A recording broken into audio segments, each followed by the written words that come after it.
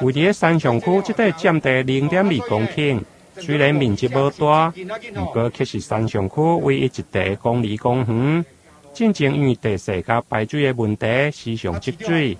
不过伫市府甲区公所的努力，市长伫去年投入500万的经费，针对园区的人行步道甲排水设施来改善。现在公园增设多功能的体验设施甲休闲的游乐设施，更加适合全家亲子做伙来休闲佚佗。经过这一段1-2年当中呢，我们向市府争取500万。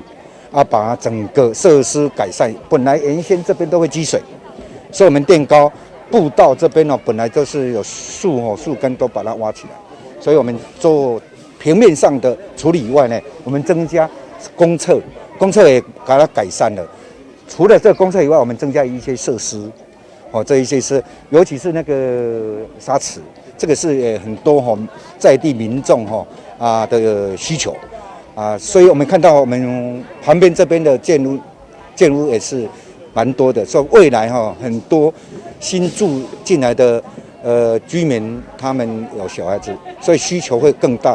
尤其我们这些建设呢，提供给我们这些长者不管是早上或是傍晚晚上都会来使用。除了公立公园的整修，市府伫这2档嘛投入上千万来改善三重区的交通安全建设。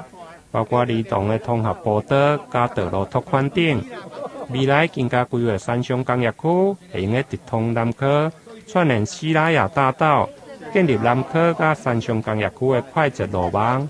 台南新闻林根采访报道。